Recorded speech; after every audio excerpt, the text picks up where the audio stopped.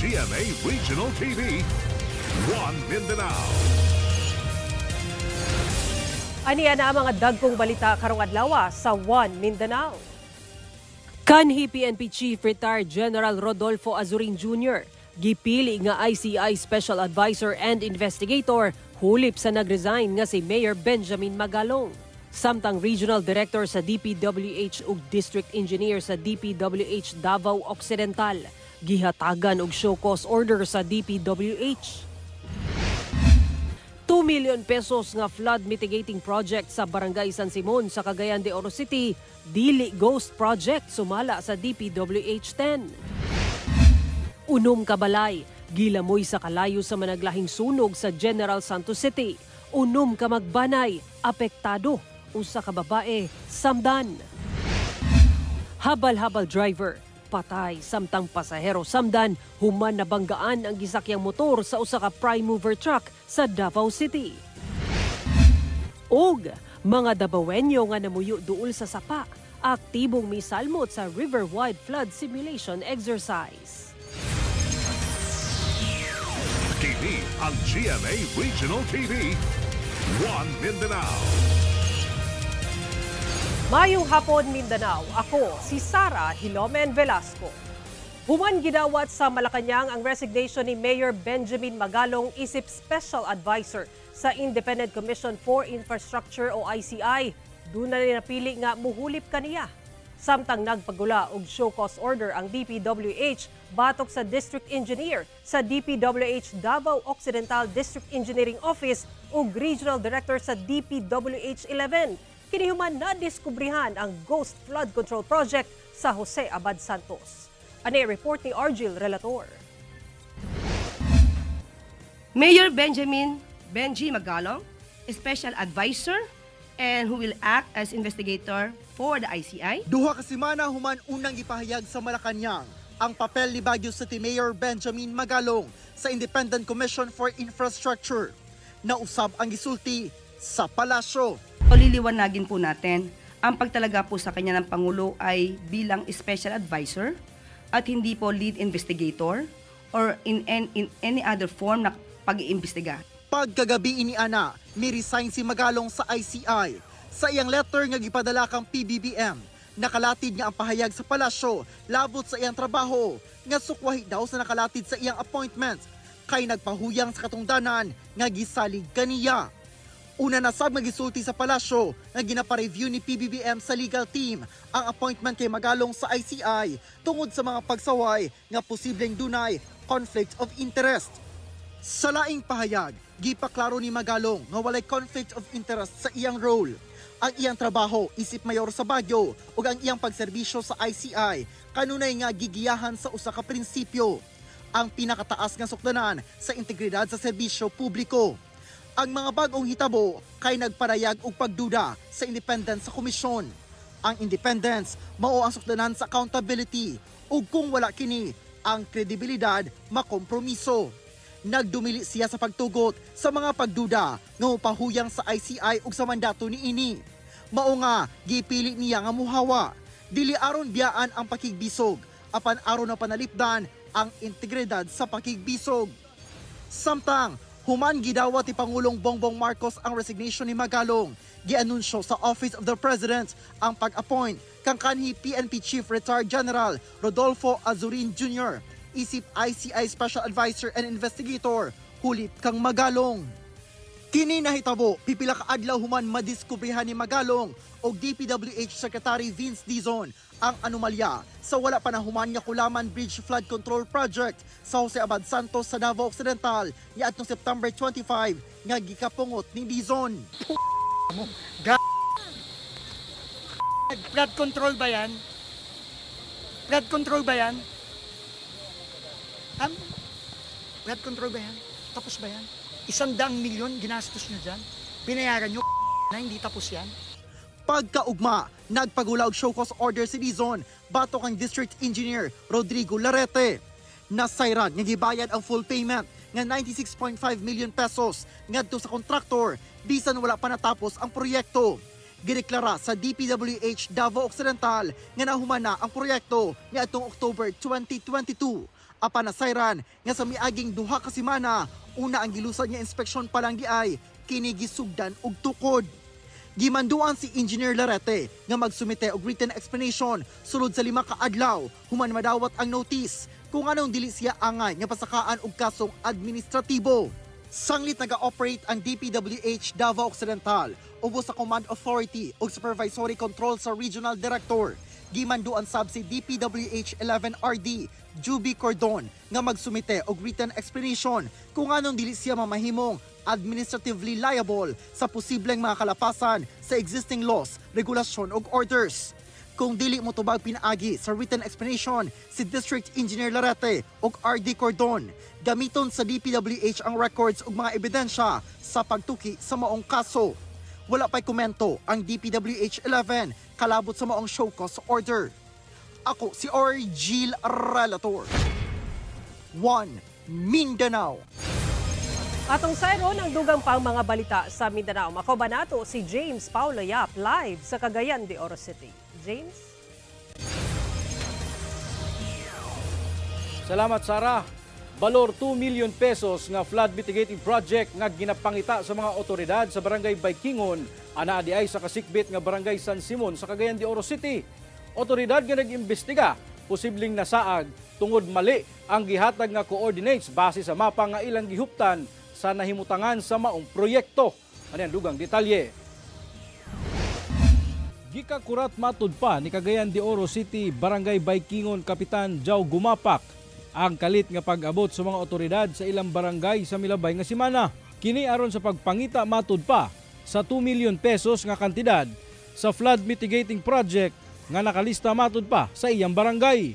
Dugang ni Kapitan Gumapak nga adunay dalang mapa ang mga nagpailang investigator sa mga flood control project sa gobyerno ug gitumbok niini ang usa ka zona sa ilang barangay. Atong kini klaro kung unsa kani katinuod tungod kay matud palagi kini nga maong area gi-construct na ang maong tawag nato nga concreting sa kining maong kanal o slash ang flood control kay nagaagi magoy kusog na tubig dinhi pero karon wala tay nakita nga nasugdan or nahuman nga maong proyekto. Ang maong concern naabot sa buhatan sa Department of Public Works and Highways Region 10. Wala una sila mihatag o pahayag tungod aduna kunoy direktiba gikan sa ilang national office. Apan gibutyag nila nga ang maong proyekto anaa sa Barangay San Simon nahimutang ug wala sa Barangay Baykingon nga kasikbit lang sab nga barangay. Posible sab kuno nga dili mao ang mapa nga nadala sa mga investigador. Hinungdan nga nawala sila. Gikumpirma sab sa DPWH 10 nga ila ang maong proyekto ubos sa First District Engineering Office ug natapos na niadtong Enero 2025. Personal nga gibisita sa GMA Regional TV 1 Mindanao ang project site kauban ang kapitan sa Barangay San Simon. Sumala niya nga ang orihinal nga plano sa maong drainage system andunay taklob. Apan mubo ra kuno kini ug dili moabot sa suba. Busa gihangyo nila ang DPWH nga ipa-revise ang plano niini. Ang sa program of works na magitaklob. So amo na lang nagpadala mig resolusyon nga i-revise na lang nga wala na lay taklob para makaabot gid siya sa suba, no? So hangtod nga nakaabot gid sa suba, nagasabot gid ni sa DP ug sa kontraktor nga ipaabot gid nato suba para magamit ito. Gibutyag sab ni Kapitan Edrolin nga adunay mga personalidad nga miduol kaniya aron makisayod sa maong proyekto ug gituuhan niini nga susama mga tawo sab ang mibisita sa Barangay Baykingon. Hugot nga gibarugan sa buhatan sa DPWH Region 10 nga wala sila na monitor nga ghost project sa Region 10. Sa DP nga gi-implement mo confirm gid ko garantisado nga wala gyoy kining walay ghost project kay moagi magid sila dito sa barangay. Kauban si Makoy Sempron, James Paulo Yap, 1 Mindanao. Sa Davao City, patay ang usa ka habal-habal driver ug samdan ang iyang pasahero human nabanggaan og prime mover truck sa Barangay Tibungko. Laing rider sab ang patay dihang mibangga sa nakaparadang truck. Samtang patay sab ang 70 anyos nga lalaki human na hit and run sa Coastal Road. Nakaalerto si Orgil Relator. Sa kuha sa CCTV sa daang Maharlika Highway sa Barangay Tibungko, Davao City, alas 11 Sabado sa udto. Makita nga nagpadulong ang prime mover truck nga nagsubay sa inner lane. Ana sa tapad nga tuong bahin ini ang motor. Mi overtake ang motor sa lane sa truck. Dinhi na kini nadaro sa truck ug napasok sa ilalom ang rider ug ang iyang pasahero. Patay ang 33 anyos nga lalaking habal-habal driver, samtang samdan ang 24 anyos nga babaeng pasahero niini. Nagkasinabot na matod pa ang pamilya sa biktima ug kumpanya sa truck nga gimaneho sa 37 anyos nga lalaking truck driver nga bagahon ang gasto sa pagpahiluna sa namatay ug nasamdang mga biktima. Nagkasitir na sila, sir, and sila mo shoulder, ang company mo shoulder sa tanang expenses sa hospital o sa damage sa answer no sa vehicle, sa motor vehicle sa mga biktima. Sa barangay Tibungko gihapon, dead on the spot ang 41 anyos nga rider. Human bangga ang gimanehong motorsiklo niini sa usa ka trailer truck lunas sa buntag. Nakaparada lang matud pa ang trailer truck dihang mibangga ang motor sa likod nga bahin sa truck. Sa kusog sa impact, nakahiagom og mga samad sa lawas ang biktima nga mo'y hinungdan sa iyang kamatayon. Gikustudiya sa kapulisan ang truck driver nga wala pay pahayag. Samtang Sabado sa gabi, patay ang 70 anyos nga lalaki human na hit and run sa usa ka itom nga multicab samtang nagmaneho sa iyang bisikleta sa coastal road. Nalabay sa pavement ang biktima ug nakahiagom og mga samad sa lawas. Dead on arrival kini sa ospital. Ginaila pa sa kapulisan ang driver sa maong multicab. Yes, sir, panawagan na to, sir, no, nga kung kinsa may nakabangga atong 70 years old nga nag-bike diha sa may coastal road, kung pwede mag-surrender, sir, no, para dili mo dako pa ang iyahang sa laod nga atubangon. Ginapangayuan pa og pahayag ang kabanay sa mga biktima nalambigit sa maong managlahing disgrasya. Kauban si Melchor Awing sa kamera. Ako si Ori Gil Relator. 1 Mindanao. Gibati og kabalaka ang pamilyang Duterte labot sa kapasidad sa International Criminal Court o ICC sa paggarantiya sa seguridad ug kaluwasan ni kanhi Pangulong Rodrigo Duterte sulod sa pasilidad. Human nakadawat sila og impormasyon nga nakit-ang walay panimuot sa salog sulod sa iyang kwarto si FPRRD. Ang tubag sa ICC kalabot niini atong sayron sa live report ni Argil Relator. Argil. Sara gibarugan sa ICC nga ilahagay ginasiguro ang kahimtang sa panglawas sa ilang mga detainee lakipikan ni Pangulong Rodrigo Duterte. Samtang ang Legal Counsel ni FPRRD gipahibalo ang ICC nga wala matud pay pagbabag ang gobyerno sa Pilipinas labot sa hangyo ni FPRRD alang sa interim release. Butang nga ni depensa ang Malacañang pinaagi ni Yusek Claire Castro. Sa gipagula nga pahayag ni Vice President Sara Duterte niadtong Sabado, labot sa humanitarian concerns sa padayong pagdetene sa iyang amahang si kanhi Pangulong Rodrigo Duterte. Base sa nadawat sa pamilya nga impormasyon gikan sa ilang sources sa ospital, gibutyag niini nga si FPRRD kinahanglang ipaubos sa mga laboratory test human napalgang walay panimuot sa salog sa iyang kwarto.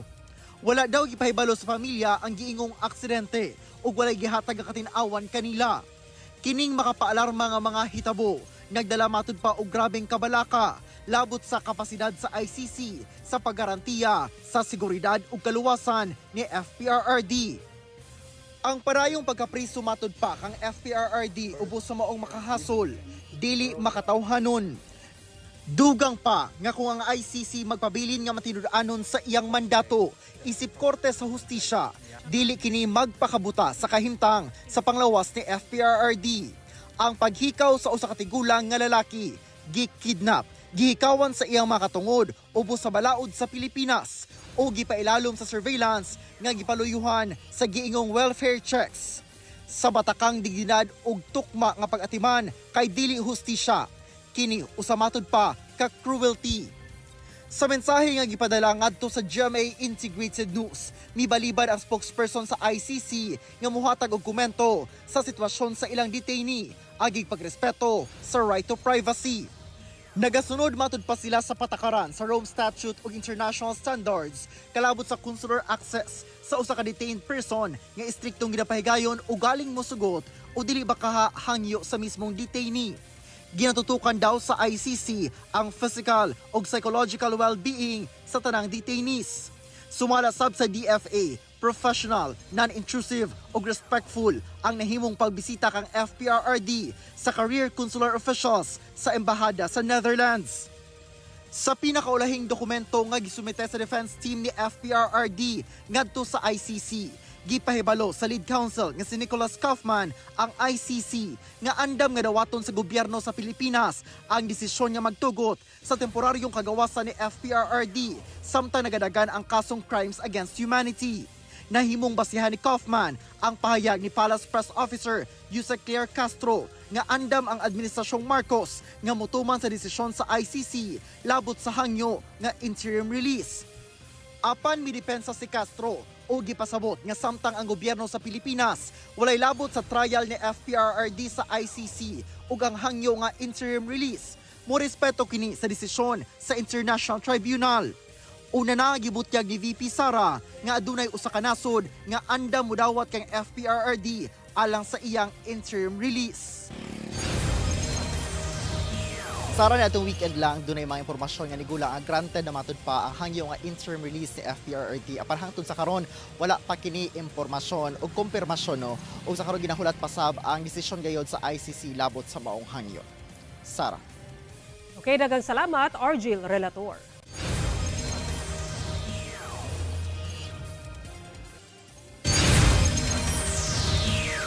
TV ang GMA Regional TV, One Mindanao.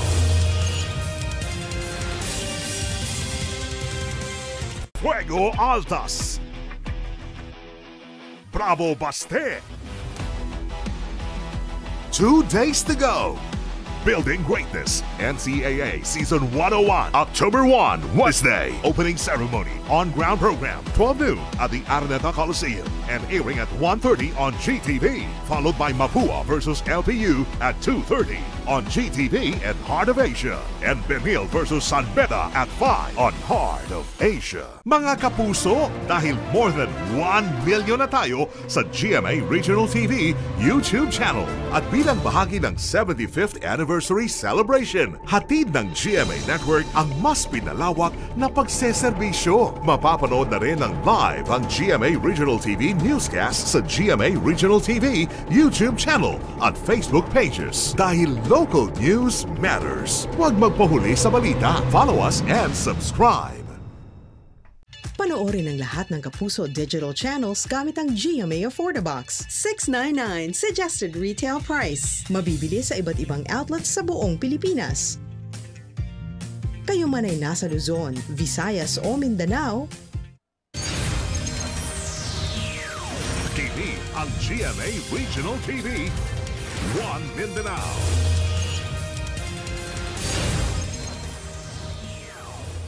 Usa ang samdan ug unom ka magbanay ang apektado human nasunog ang pipila ka panimalay sa managlahing lugar sa General Santos City. Ang detalye sa report ni Efren Mamak. Nangahugno na kining atop samtang ginalamoy sa kalayo kining panimalay sa sulod sa usa ka compound sa Purok 15 Lanton, Barangay Apopong, General Santos City, mag-alas 10 sa buntag adlawng Lunes. Hinuon naluwas ra ang usa ka inahan ug tulo ka menor de edad human nabantayan ang sunog sa igsuon sa inahan. Aksyon na siya itom. Anak ko itom naman. Sagol naman ang kalayo. Dali-dali kog dagan. Pagdagan ako, giuna na akong bata. Gilikay sa nako ba kaya akong pagumangkon luoy kayo. Init kayo. Isa kay naratol man gud akong manghod. Ako na lang isulod. Aron mapakgang ang kalayo, gisulayan kuno sa igsuon og sablig ug tubig apan wala kini miubra. Balik na ako, kuha kog tubig. Gitistingan ako wag mapalong ba. Di man gid siya mapalong. Taod-taod miabot ang kabomberohan o gilayong napakgang ang kalayo sa sulod sa pipila ka minutos. Sumala sa igsuon sa nasunugan, short circuit ang gitudlong hinungdan sa sunog. Apan padayon pa ang investigasyon sa BFP sa hinungdan, lakip na sa danyo sa sunog. Samtang una kini, Dagkong kalayo sab ang milamoy sa pipila ka kabalayan sa Purok 2 Dreamland, Barangay Mabuhay, Jensan, pasado alas 2 sa kadlawon adlawng Sabado. Gilayon kining girespondihan sa BFP. Nadeklara kining fire out human ang halos usa ka oras. Sa tala sa BFP, ana sa 5 ka magbanay ang apektado sa sunog. Apan samdan ang 19 anyos nga babayi human makaangkon og gamayng paso sa lawas. Ginapatan kini og first aid apan nagdumili kuno kini magpa-ospital. Gitagad na sab sa LGU ang mga nasunugan. Gibana-bana ang muabot sa kapin na 160,000 pesos ang danyo sa sunog sumala sa BFP. Ginasuta pa ang tinubdan sa sunog. Kauban si Gary Balantay ug Bong Vicencio, Efren Mamak. 1 Mindanao. Kapin 3.6 million pesos sa kantidad sa illegal nga droga ang nasakmit sa otoridad gikan sa usa ka gingog big-time drug pusher sa Davao City. Nasakmit sa mga personay sa Philippine Drug Enforcement Agency 11 ang moabot sa 3.6 million pesos sa high-grade kung taas nga klase sa illegal nga droga atol sa bypass operation sa Lower Madapo sa Barangay 8-A Davao City. Sa impormasyon gikan sa PDEA 11 nga nakuha sa GMA Superradyo Davao, nadakpa ng 21 anyos nga lalaking sospek ug residente sa lugar kinsa gikonsiderang big-time drug pusher. Na-recover sa otoridad ang 500 grams sa gituang shabu ug 96 ka buok tableta sa gituhang ecstasy ug gibanabada ang nagkantidad og kapin kun kulang 3.6 billion pesos. Nakakustudiya na sa PDEA 11 ang sospek nga mag-atubang og kasong pagsupak sa Comprehensive Dangerous Drugs Act. Wala na kini mihatag og pahayag.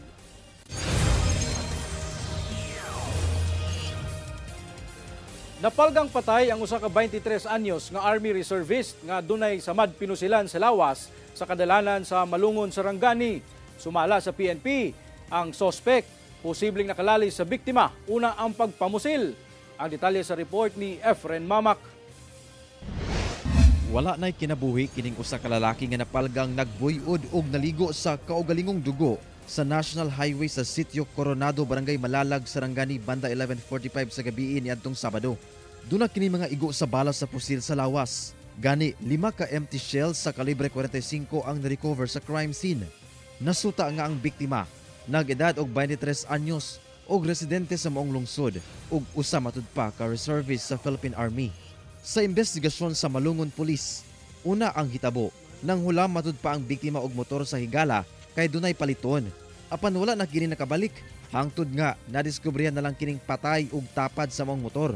Sumala sa PNP, posibleng gipusil ang biktima sa nakalalis ni ini. Based sa mga investigation at mga ebidensya na nakuha na mo, personal grudge, nagdiskasanay pa sila, murang nag-away pa. Ana ang among initial nga nakuhang mga information. Hinuon doon na person of interest ang PNP sa krimen. So far may POI tayo, but then hindi po na natin i-divulge for the integrity ng investigation. Inakuwaan pa og pahayag ang kabanay sa biktima. Kauban si Gary Balantay ug Bong Vicencio, Efren Mamak. 1 Mindanao. Ready na ang NCAA School sa pagsulod sa Season 101 kung asa gidugang ang managlahing Olympic sports. Gawas ni Ana, gipasilip sab ang bagong logo para sa new season. Ane report.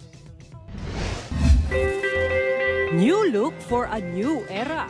Kini ang dala sa bagong logo alang sa NCAA Season 101. Napili kini sa NCAA Logo Making Contest.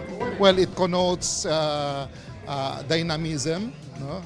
And the infinity sign means that it's a continuous commitment, continuous development. Present sa event ang NCAA Management Committee ug pipila ka representante sa Philippine Sports Commission, laki pa ang PSC Chairman nga si Patrick Gregorio. Formal sab nga gipirmahan ang partnership sa NCAA ug PSC. NCAA has agreed to adopt and present new Olympic sports as new sports in the NCAA calendar. Initially, boxing, golf, shooting, and weightlifting. Full force sab ang suporta sa mga estudyante sa pep rally sa pipila ka NCAA schools. Building greatness ang misyon sa host school ug men's basketball defending champions Mapua University. Ready na sab ang Mapua nga depensahan ang ilang basketball championship. Nag-champion sila, so ako gutom rin ako na mag-champion, kasama rin sila. Rally with the Champions ang tema sa pep rally sa San Beda University. This season we are planning to be more united. Hindi lang basta overall championship. Individual, magiging champion din kami. Nahuman kini sa usa ka ceremonial bonfire. Init sab ang pagdawat sa student body sa mga atleta sa Emilio Aguinaldo College. Alab general ang ilang tema aron daw sa init nga pagsulod sa season. Ito na yung season na kailangan na naming makuha yung goal namin. So talagang pinagandaan po namin to. Sara Hilomen Velasco, 1 Mindanao. TV ang GMA Regional TV. One Mindanao.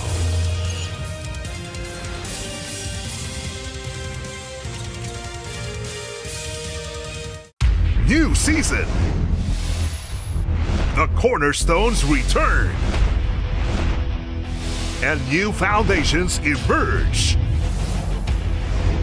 Whose legacy is built to win?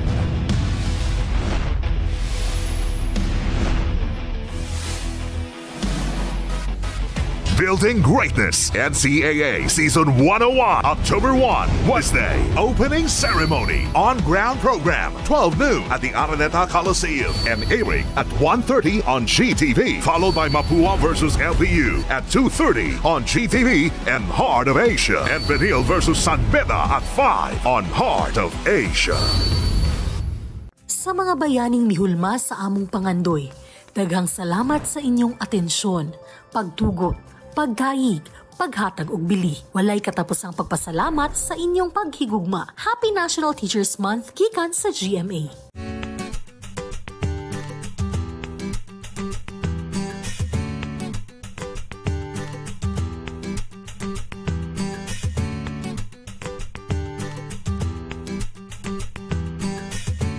With GMA Now, libreng manood ng paboritong GMA shows. Habang nakapila, sa biyahe, during break time sa school, dahil wala itong bawas sa load. May ibang features pa, kaya watch TV on the go for free. With GMA Now, get yours now.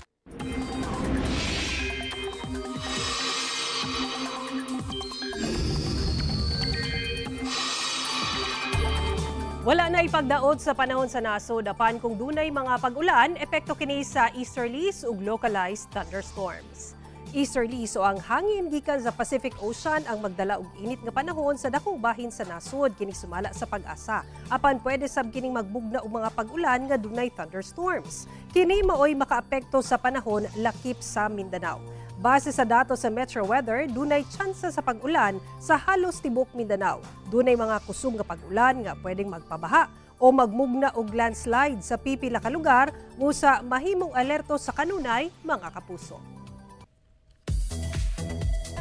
Alang sa atong mga kapuso diha sa Glan Sarangani, makisadya kaninyo ang pipila ka kapuso stars ugma sa gabii. We Coconut Stop sa paghatag kaninyo og kalingawan kay makisadya ang pipila ka kapuso stars sa 26th Lubi-Lubi Festival sa Glan Sarangani. Muharana kaninyo sila Sparkle Actors and Heartthrob, Vince Maristela and Paul Salas. Ipaygayon kana sa Party Zone sa Plaza Rizal sa poblasyon sa Glan Sarangani ugma September 30 sa alas 8 sa gabi. Busa, kita-kits mga kapuso!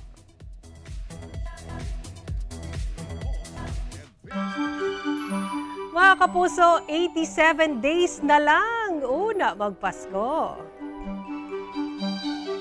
Ug mao kato ang mga ulahing balita sa Mindanao karong adlaw. Mamahimo ninyo kini makita pag-usab pinaagi sa pagbisita sa official website sa GMA Regional TV o bisitahang among official YouTube channel ug i-click ang subscribe button para sa pinakaulahing balita. Daghang salamat sa atong mga kapuso sa Mindanao nga nagalantaw kanamo ug sa atong mga kapuso abroad. Padayon lang sa pagtutok sa mga lokal nga balita matag adlaw tungod sa GMA Regional TV, Local News Matters. Kami ang GMA Regional TV 1 Mindanao, tibok pwersa para sa mas dakong misyon ug mas halapad nga pagserbisyo sa nasod.